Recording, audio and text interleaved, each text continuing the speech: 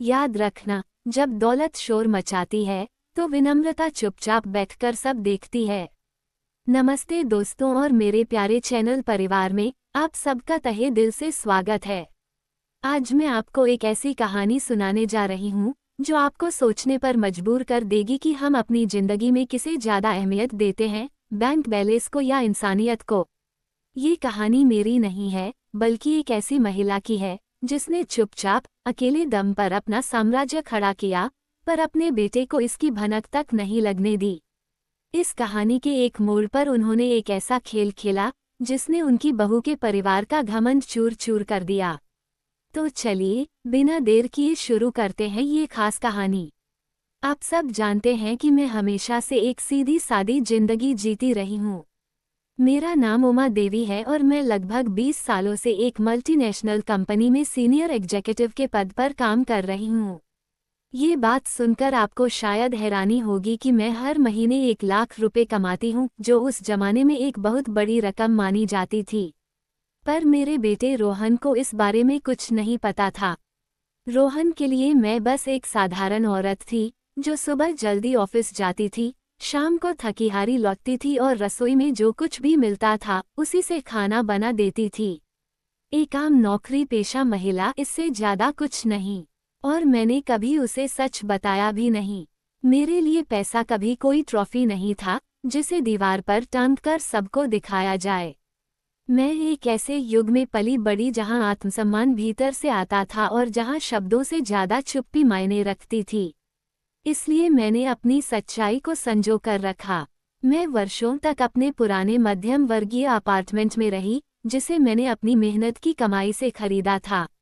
मैं सालों तक वही चमड़े का पुराना पर्स इस्तेमाल करती रही। मैं बाजार की छूट वाली दुकानों से कपड़े खरीदती, घर पर खाना पकाती, सब कुछ बचाती और सब कुछ निवेश करती चली गई। मैं चुपचाप अमीर बनती गई, क्योंकि असली ताकत शोर नहीं मचाती। असली ताकत सिर्फ देखती है, और मैं बहुत ध्यान से देख रही थी। एक मंगलवार की दोपहर रोहन का फोन आया। उसकी आवाज थोड़ी बदली हुई थी, ऐसी घबराई हुई जैसे बचपन में शरारत करने के बाद होती है। उसने कहा कि उसकी पत्नी प्रिया के माता पिता विदेश से आए हैं और वे मुझसे मिलना चाहते हैं। शनिवार को शहर के सबसे महंगे रेस्तरां में डिनर रखा गया है और मुझे वहां आना होगा। उसके लहजे में एक अजीब सा दबाव था। यह एक बेटे का आमंत्रण नहीं था, बल्कि एक ऐसी गुजारिश थी कि माँ, प्लीज वहां जाकर शर्मिंदा मत करवाना। मैंने उससे धीरे से पूछा, क्या वे मेरे बारे में कुछ जानते हैं? रोहन थोड़ा हकलाया और बताया कि उसने उन्हें यही बताया है कि मैं एक ऑफिस में काम करती हूँ, अकेले रहती हूँ और एक साधारण महिला हूँ जिसके पास ज्यादा कुछ नहीं है। साधारण, बस यही एक शब्द था, जैसे मेरी पूरी जिंदगी इसी छोटे से विशेषण में समा गई हो। जैसे मैं कोई समस्या हूँ जिसके लिए उसे माफी मांगनी पड़ रही हो। मैंने गहरी सांस ली और कहा, मैं जरूर आऊंगी। मैंने अपने पुराने लेकिन आरामदायक ड्राइंग रूम को देखा। फर्नीचर पुराना था, दीवारों पर कोई महंगी कलाकृति नहीं थी, एक छोटा सा पुराना टीवी था। कुछ भी ऐसा नहीं था जो किसी को प्रभावित कर सके। और उसी पल मैंने तय कर लिया, अगर मेरे बेटे को लगता है कि मैं एक गरीब महिला हूँ, अगर उसकी बहू के माता पिता मुझे इसी नजरिए से आंकने के लिए तैयार हैं, तो मैं उन्हें वही दूंगी जिसकी वे उम्मीद कर रहे थे। मैं एक टूटी फूटी, सीधी सादी, गरीब माँ होने का नाटक करूंगी। मैं अपनी आंखों से देखना चाहती थी कि जो लोग धन से दूसरों को मापते हैं, वे सच में कैसे दिखते हैं। शनिवार का दिन आ गया। मैंने अपनी सबसे खराब पोशाक निकाली, एक हल्के सलेटी रंग की बेढंगी, सिकुड़ी हुई सूती साड़ी, याद है न, जो बाजार में सस्ते दामों में मिलती है। मैंने पुराने घिसे हुए जूते पहने, कोई गहना नहीं, यहाँ तक कि घड़ी भी नहीं। मैंने अपना फीका पड़ा हुआ कपड़े का झोला उठाया, बालों को एक बेतरतीब जुड़े में बांधा और आईने में देखा। मैं एक ऐसी औरत लग रही थी जिसे जिंदगी ने तोड़ दिया हो।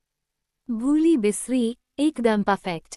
मैंने एक ऑटो पकड़ा और पता बताया, शहर के सबसे पॉश इलाके का एक अति महंगा रेस्तरां, जहां मेन्यू में कीमतें नहीं लिखी होती थीं और जहां एक प्लेट का खर्च एक सामान्य व्यक्ति के 1 महीने के 1 लाख रुपए के वेतन से भी ज्यादा होता होगा। रेस्तरां के दरवाजे पर पहुंचकर मैंने गहरी सांस ली। रोहन और प्रिया लंबी मेज के पास खड़े थे। रोहन ने सूट पहना था और बहुत बेचैन लग रहा था।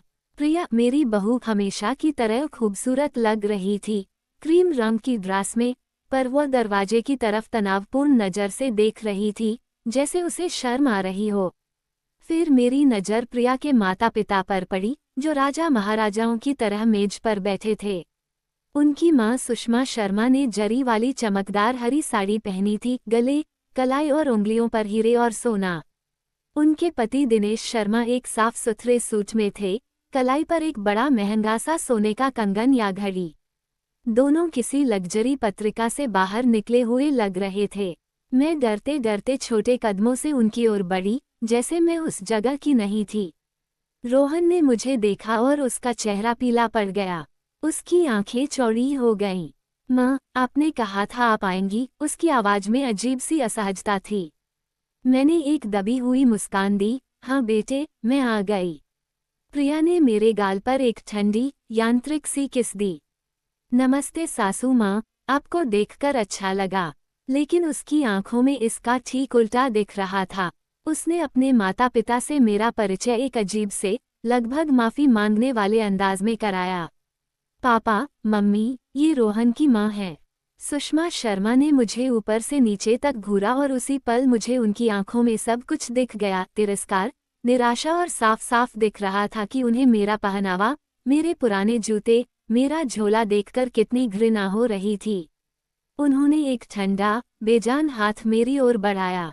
मिलकर खुशी हुई। दिनेश शर्मा ने भी वही कमजोर, झूठी मुस्कान वाला हाथ मिलाया। मुझे मेज के आखिरी सिरे पर बिठाया गया, सबसे दूर वाली कुर्सी पर, जैसे मैं कोई दूसरे दर्जे की मेहमान थी। किसी ने मेरी कुर्सी खींचने में मदद नहीं की। न किसी ने पूछा कि मैं आरामदायक महसूस कर रही हूं या नहीं। वेटर मेन्यू लेकर आया, जो किसी विदेशी भाषा में लिखा था। मैंने मेन्यू खोला और नाटक किया कि मुझे कुछ समझ नहीं आ रहा। सुषमा शर्मा ने व्यंग्य से पूछा, आपको मेन्यू में मदद चाहिए? मैंने अपनी आवाज को यथासंभव दबी हुई और भोली रखा, जी हाँ, मुझे इन शब्दों का मतलब नहीं पता। उन्होंने आह भरी और मेरे लिए कुछ ऑर्डर किया। वेटर से कहा, कुछ साधारण और ऐसा जो ज्यादा महंगा न हो, हमें ज्यादा खर्च नहीं करना चाहिए। ये वाक्य हवा में लटक गया। दिनेश शर्मा ने सिर हिलाया। रोहन ने नजरें झुका ली और प्रिया अपने नैपकिन से खेलने लगी। मैं बस देखती रही। फिर सुषमा शर्मा ने बात करना शुरू किया। विदेश यात्रा, उड़ान की थकान, यहाँ सब कुछ कितना अलग है। फिर धीरे धीरे पैसे की बात शुरू की। हम जिस होटल में ठहरे हैं, उसका किराया 80,000 रुपये प्रति रात है। किराए पर ली गई लग्जरी कार, शॉपिंग में कुछ लाख खर्च कर दिए। वह मेरी तरफ देख रही थी, एक प्रतिक्रिया की उम्मीद में कि मैं प्रभावित होऊंगी। मैंने बस सिर हिलाया, बहुत अच्छा, ये तो बहुत ही प्यारा है। उन्होंने आगे कहा, देखिए उमा जी, हम हमेशा पैसे के मामले में बहुत सावधान रहे हैं। हमने बहुत मेहनत की, अच्छा निवेश किया। अब हमारे 3 देशों में संपत्तियां हैं। दिनेश के बड़े बड़े कारोबार हैं और मैं अपने निवेशों की देखरेख करती हूँ। उन्होंने श्रेष्ठता की मुस्कान दी और पूछा, और आप ठीक ठीक क्या करती हैं? मैंने नजरें झुकाकर जवाब दिया, मैं ऑफिस में काम करती हूँ। कागजी काम, फाइलिंग, साधारण चीजें। सुषमा शर्मा ने दिनेश से नजरें मिलाईं। ओह, मैं समझ गई। प्रशासनिक काम, ये भी ठीक है। ईमानदारी का काम है। आखिरकार सभी नौकरियां सम्मानजनक होती हैं, है ना? निश्चित रूप से, मैंने जवाब दिया। खाना आया। विशाल प्लेटों में छोटी छोटी, कला जैसी सजी हुई चीजें। सुषमा शर्मा ने अपने मीट को सावधानी से काटा। ये 7,000 रुपये की डिश है, उन्होंने कहा, लेकिन इसकी कीमत है। अच्छी क्वालिटी के लिए पैसा देना पड़ता है। कोई कुछ भी तो नहीं खा सकता, है ना? मैंने सिर हिलाया, बेशक, आप सही कह रही हैं। रोहन ने विषय बदलने की कोशिश की, पर सुषमा ने उसे बीच में ही टोक दिया। बेटा, क्या तुम्हारी माँ अकेले रहती हैं? रोहन ने सिर हिलाया, हाँ, उनका एक छोटा सा अपार्टमेंट है। सुषमा ने बनावटी दया दिखाए, ओह, यह मुश्किल होता होगा ना इस उम्र में अकेले रहना, ज्यादा सहारा न होना, और क्या आपकी तनख्वाह सब कुछ संभाल लेती है। मैंने महसूस किया कि जाल कस रहा है। मैंने धीरे से जवाब दिया, हाँ, मैं गुजारा कर लेती हूँ। जहाँ बचा सकती हूँ, बचा लेती हूँ। मुझे ज्यादा जरूरत नहीं होती। सुषमा ने नाटकीय ढंग से आह भरी, ओह उमा जी, आप कितनी बहादुर हैं। मैं सच में उन महिलाओं की प्रशंसा करती हूँ जो अकेले संघर्ष करती हैं। हालांकि हर माँ चाहती है कि वह अपने बच्चों को बेहतर जिंदगी दे सके, पर खैर, हर कोई उतना ही दे पाता है जितना वह दे सकता है। यह एक सीधा पर जानलेवा वार था। वो मुझे बता रही थी कि मैं रोहन के लिए काफी नहीं थी, कि मैंने उसे वह नहीं दिया जो वह हकदार था, कि मैं गरीब, अपर्याप्त माँ थी। रोहन ने मेज के नीचे मुट्ठी भींच ली थी। सुषमा ने जारी रखा, हमने हमेशा ध्यान रखा कि प्रिया को सबसे अच्छा मिले। वो बेस्ट स्कूलों में गई, दुनिया घूमी, 4 भाषाएं सीखी। अब उसकी शानदार नौकरी है। और जब उसकी शादी रोहन से हुई तो हमने उनकी काफी मदद की, घर के डाउन पेमेंट के लिए पैसा दिया, हनीमून का खर्च उठाया, क्योंकि हम ऐसे ही हैं। फिर मेरी तरफ देखकर पूछा, और आप, क्या आप रोहन की किसी तरह की मदद कर पाई थी जब उनकी शादी हुई? ये सवाल एक तेज चाकू की तरह हवा में तैर रहा था। ज्यादा नहीं, मैंने जवाब दिया, जो बन सका, एक छोटा सा तोहफा दिया। सुषमा मुस्कुराई, कितना प्यारा। हर छोटी चीज मायने रखती है ना? रकम नहीं, नियत जरूरी है। तभी मेरे भीतर गुस्सा पनपने लगा। यह विस्फोटक नहीं था, ये बर्फ के नीचे बहती नदी जैसा ठंडा और नियंत्रित था। मैंने अपनी दबी हुई मुस्कान बनाए रखी और सुषमा को बोलने दिया। वो जितना ज्यादा बोलती गईं, उतना ही वे खुद को उजागर करती गईं। सुषमा ने महंगी रेड वाइन का घूंट लिया। ये वाइन फ्रांस के एक खास इलाके की है। एक बोतल की कीमत लगभग 16,000 रुपये है। पर जब आपको क्वालिटी पता हो तो आप कंजूसी नहीं करते ना। मैंने जवाब दिया, और मैं आमतौर पर सबसे सस्ती वाली ही पीती हूँ। मुझे इन सब चीजों की ज्यादा समझ नहीं है। सुषमा ने दया दिखाते हुए मुस्कान दी, कोई बात नहीं। हर किसी के पास प्रशिक्षित स्वाद नहीं होता। यह अनुभव से, यात्रा से, शिक्षा से आता है। डेजर्ट आया। सुषमा ने सबसे महंगा ऑर्डर किया। ये 2,500 रुपये का एक टुकड़ा है, उन्होंने कहा, इसमें खाने लायक सोना लगा है। देखिए ये छोटे सुनहरे कण। थोड़ी देर बाद सुषमा ने गंभीर होकर कहा, उमा जी, अब जब हम सब यहाँ हैं तो मुझे लगता है कि हमें एक परिवार के रूप में कुछ बात करनी चाहिए। रोहन तनाव में आ गया, माँ, मुझे नहीं लगता ये सही समय है। सुषमा ने हाथ उठाया, मुझे खत्म करने दो बेटा, यह जरूरी है। फिर मेरी ओर देखकर बोली, उमा जी, मैं समझती हूँ कि आपने रोहन को पालने में अपनी तरफ से पूरी कोशिश की। मैं सच में इसका सम्मान करती हूँ।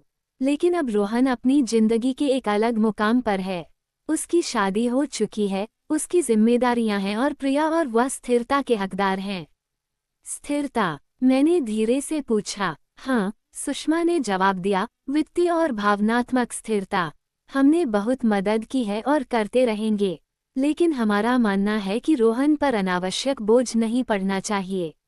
उनका लहजा साफ था, वह मुझे बोझ कह रही थी। मैंने दोहराया, बोझ। सुषमा ने आह भरते हुए कहा, मैं कठोर नहीं होना चाहती उमा जी। लेकिन आपकी उम्र में, सीमित तनख्वाह के साथ, अकेली रहना, ये स्वाभाविक है कि रोहन को आपकी चिंता हो। उसे लगे कि उसे आपकी देखभाल करनी होगी। ये ठीक है, वो एक अच्छा बेटा है। लेकिन हम नहीं चाहते कि यह चिंता उसकी वैवाहिक जिंदगी को प्रभावित करे। क्या आप मेरी बात समझ रही हैं? पूरी तरह से, मैंने जवाब दिया। इसलिए, उन्होंने आगे कहा, हमने, दिनेश और मैंने कुछ सोचा है। नाटकीय विराम, हम आपकी आर्थिक मदद कर सकते हैं। आपको एक छोटा सा मासिक भत्ता दे सकते हैं, जिससे आप ज्यादा आराम से रह सकें और रोहन को इतनी चिंता न करनी पड़े। जाहिर है यह मामूली होगा, हम चमत्कार नहीं कर सकते, लेकिन यह एक सहारा होगा। और फिर उन्होंने अपना असली प्रस्ताव रखा। और इसके बदले में हम बस इतना चाहेंगे कि आप रोहन और प्रिया की जिंदगी का सम्मान करें। उन्हें ज्यादा न ढूंढें, उन्हें दबाव न डालें, उन्हें बिना किसी हस्तक्षेप के अपनी जिंदगी बनाने की आज़ादी दें। ये दान के भेष में घूस थी। वे मुझे खरीदना चाहते थे। वे मुझे पैसे देना चाहते थे ताकि मैं उनके बेटे की जिंदगी से दूर हो जाऊं, ताकि मैं अपनी गरीबी से उनकी बेटी को शर्मिंदा ना करूं। रोहन ने बीच में बात काट दी। माँ, बस करो। आपको ऐसा नहीं करना पड़ेगा। सुषमा ने उसे टोका। रोहन, शांत हो जाओ। हम वयस्कों की तरह बात कर रहे हैं। तुम्हारी माँ समझती है ना। मैंने अपना नैपकिन उठाया, अपने होंठ पोंछे और पानी का घूंट लिया। चुप्पी बढ़ती गई। सब मुझे देख रहे थे। सुषमा उम्मीद भरी नजरों से, दिनेश अहंकार से, प्रिया शर्म से और रोहन हताशा से। तब मैं बोली। मेरी आवाज अब दबी हुई नहीं थी, वह मजबूत, स्पष्ट और ठंडी थी। यह एक दिलचस्प प्रस्ताव है सुषमा जी। सच में बहुत उदार। सुषमा ने विजयी मुस्कान दी। पर मेरे कुछ सवाल हैं। बेशक, जो पूछना हो पूछिए। आप एक मामूली मासिक भत्ता कितना मान रही हैं? सुषमा हिचकिचाई। हम लगभग 5,000 रुपये, शायद 7,000 रुपये के बारे में सोच रहे थे। मैंने सिर हिलाया। अच्छा, मैं समझ गई। 7,000 रुपये महीना, ताकि मैं अपने बेटे की जिंदगी से गायब हो जाऊं। मैं इसे इस तरह से नहीं कहना चाहती थी। नहीं, मैंने जवाब दिया। आपने इसे ठीक इसी तरह से कहा। मैंने पूछा, आपने रोहन और प्रिया के घर के डाउन पेमेंट में कितनी मदद की थी? सुषमा ने गर्व से सिर हिलाया। लगभग 3 लाख रुपए। वाह, कितनी उदारता। और हनीमून? लगभग 1,20,000 रुपए। यूरोप की 3 हफ्तों की यात्रा। अविश्वसनीय। तो आपने रोहन और प्रिया पर करीब 4,20,000 रुपए का निवेश किया है। सुषमा मुस्कुराई। जब आप अपने बच्चों से प्यार करते हैं तो आप पीछे नहीं हटते। आप सही कह रही हैं, मैंने धीरे से कहा। जब आप अपने बच्चों से प्यार करते हैं तो आप पीछे नहीं हटते। पर मुझे एक बात बताइए सुषमा जी, क्या उस सारे इन्वेस्टमेंट, उस सारे पैसे ने आपके लिए कुछ खरीदा? सुषमा भ्रमित थी। क्या इसने आपके लिए सम्मान खरीदा? क्या इसने आपके लिए सच्चा प्यार खरीदा? या इसने सिर्फ आज्ञाकारिता खरीदी? मेरी आवाज और तेज हो गई। आपने पूरी शाम पैसे की बात की, चीजों की कीमत की। आपने कितना खर्च किया, आपके पास कितना है। लेकिन आपने एक बार भी नहीं पूछा कि मैं कैसी हूँ, क्या मैं खुश हूँ, क्या मुझे कोई तकलीफ है। आपने सिर्फ मेरी कीमत आंकी और जाहिरा तौर पर मैं हर महीने सिर्फ 7,000 रुपये की हूँ। सुषमा का रंग उड़ गया। दिनेश शर्मा ने हस्तक्षेप किया। मुझे लगता है आप मेरी पत्नी के इरादों को गलत समझ रही हैं। और उनके इरादे क्या हैं? मैंने सीधे दिनेश की ओर देखा। मुझ पर दया करना, रात भर मेरा अपमान करना, मुझे भीख देना ताकि मैं गायब हो जाऊं। दिनेश मुंह खोले रह गए। रोहन पीला पड़ चुका था। मैंने मेज पर नैपकिन रखा और कुर्सी पर पीछे झुक गई। मेरी आवाज में अब कोई झिझक नहीं थी। मैंने सीधे सुषमा की आंखों में देखा। उन्होंने एक सेकंड के लिए मेरी आंखों में देखा, फिर असहज होकर नजरें हटा लीं। उन्होंने महसूस कर लिया था कि कुछ बदल गया है। मैंने कहा, सुषमा जी, आपने अभी कुछ देर पहले एक बहुत दिलचस्प बात कही थी। आपने कहा था कि आप अकेले संघर्ष करने वाली महिलाओं की प्रशंसा करती हैं। सुषमा ने धीरे से सिर हिलाया। हाँ, तो मुझे आपसे एक बात पूछनी है। क्या आपने कभी अकेले संघर्ष किया है? क्या आपने कभी अपने पति के सहारे के बिना काम किया है? क्या आपने कभी अपने हाथों से, अपने परिवार के पैसे के बिना कुछ बनाया है? सुषमा हकलाने लगी। मेरे अपने काम हैं। जैसे क्या? मैंने सच्ची जिज्ञासा से पूछा। बताइए। सुषमा ने अपने बाल संवारे। मैं हमारे निवेशों का प्रबंधन करती हूँ। मैं संपत्तियों की देखरेख करती हूँ। मैं हमारे कारोबार में जरूरी फैसले लेती हूँ।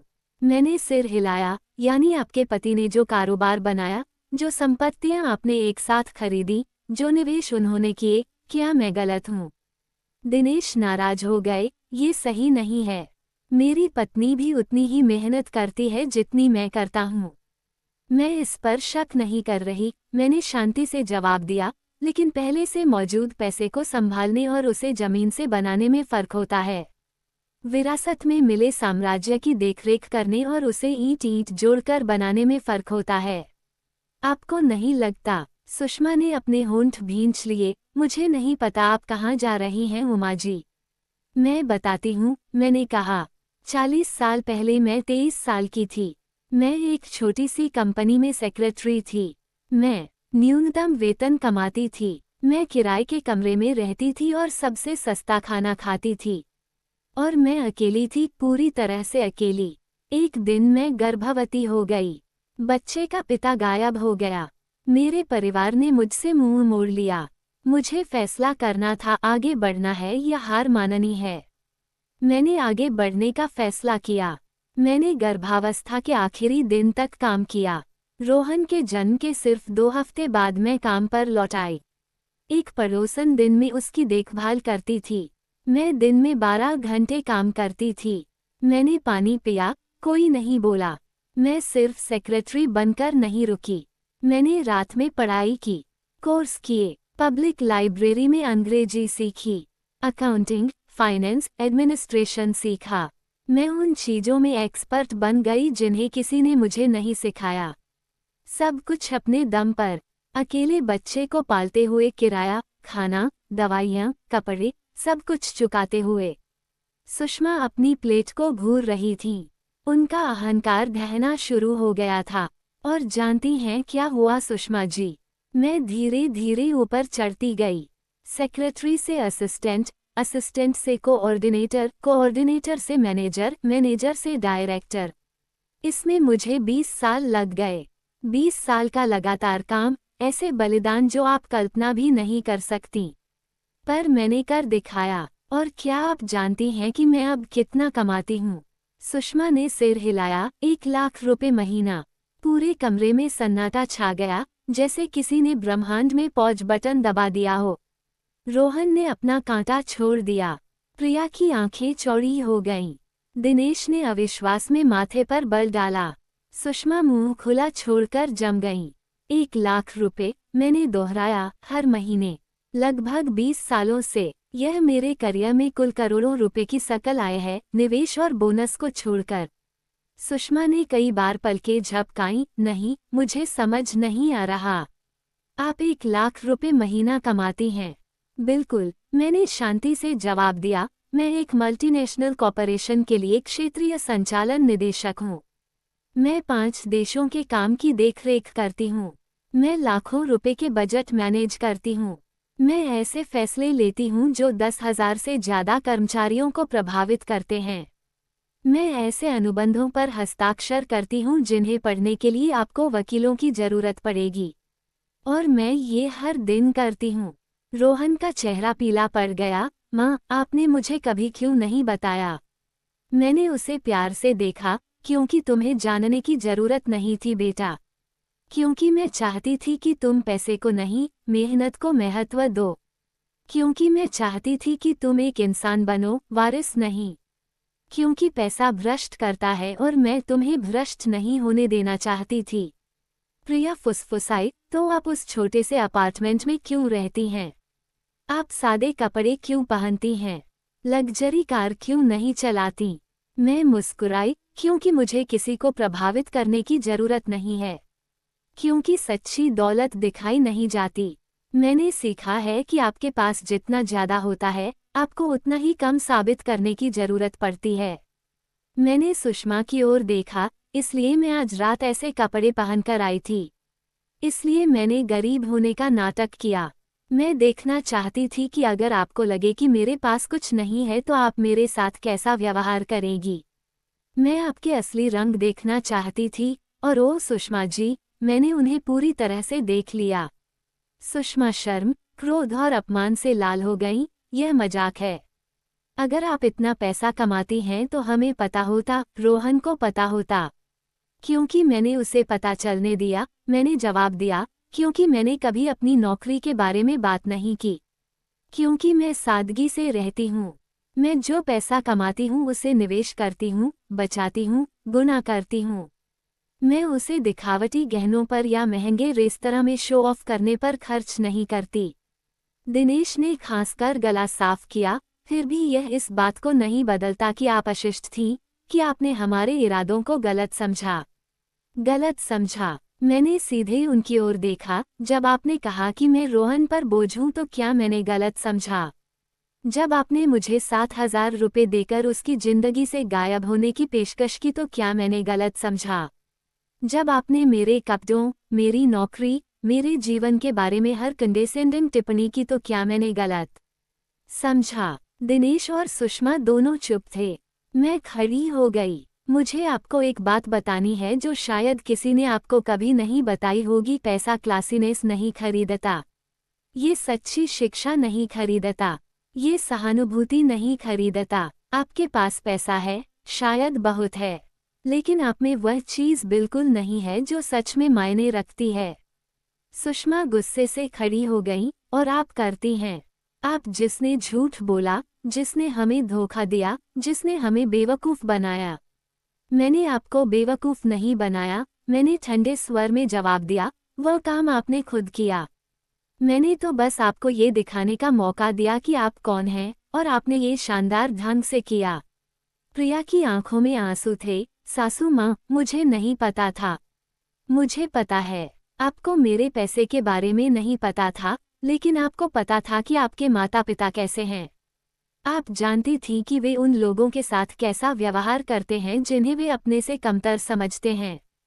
और आपने उन्हें रोकने के लिए कुछ नहीं किया। मैंने रोहन की ओर देखा। रोहन, प्लीज़। फिर सुषमा को आखिरी बार देखा। आपने मुझे 7,000 रुपये महीने की मदद की पेशकश की थी। मैं आपको एक काउंटर ऑफर देती हूँ। मैं आपको अभी 7 लाख रुपए दूंगी, अगर आप ये साबित कर सके कि आपने कभी किसी ऐसे व्यक्ति के साथ दयालुता से व्यवहार किया हो जिसके पास पैसा नहीं था। सुषमा ने मुंह खोला, बंद किया और कुछ नहीं कहा। बिल्कुल, मैंने जवाब दिया, आप नहीं कर सकती, क्योंकि आपके लिए लोगों की कीमत सिर्फ उनके बैंक बैलेंस से होती है। और यही आप में और मुझ में फ़र्क है। मैंने दौलत बनाई है, आप बस उसे खर्च करती हैं।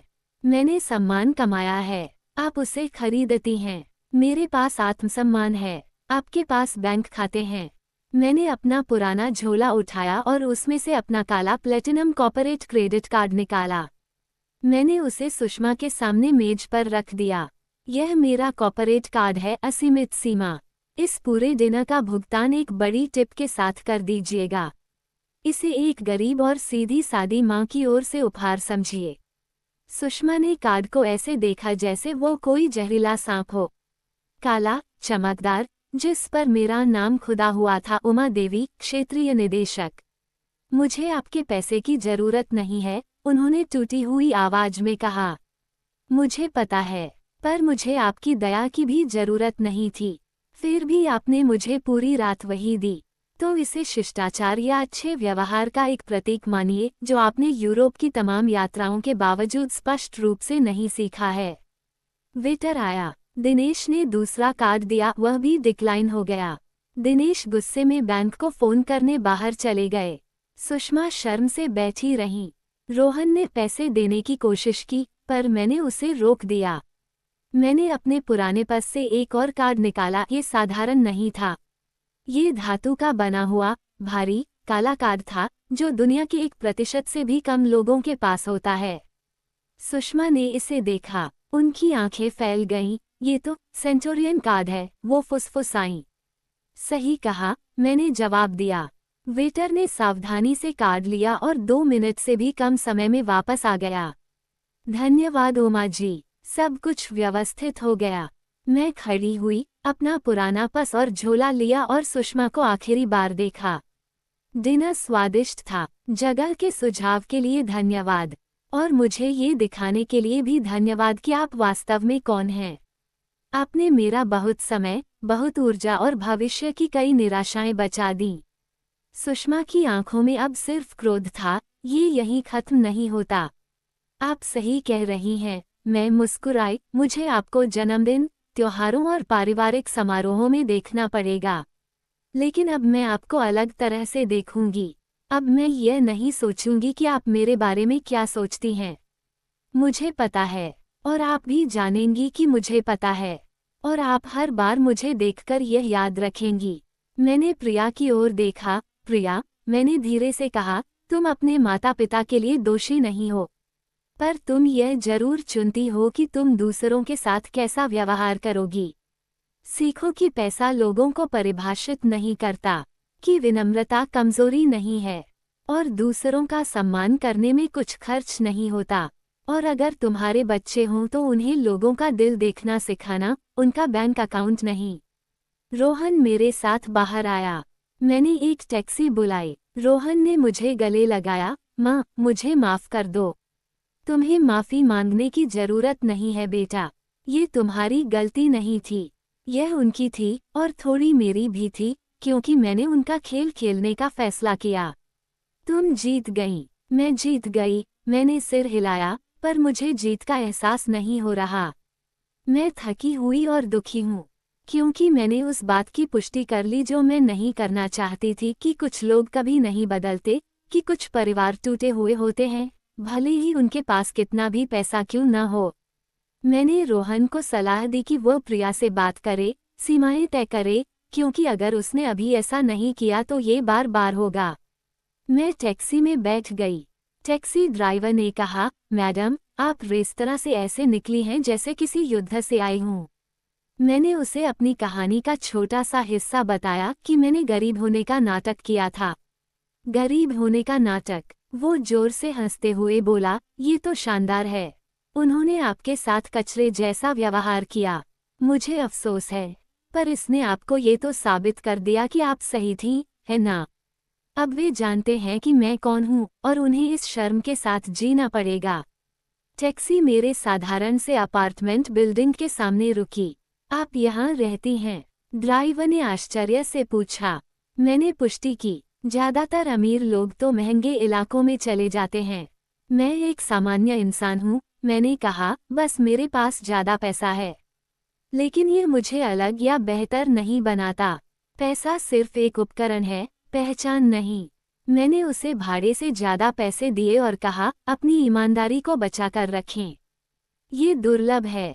मैं अपनी मंजिल पर पहुंचकर शांति महसूस कर रही थी।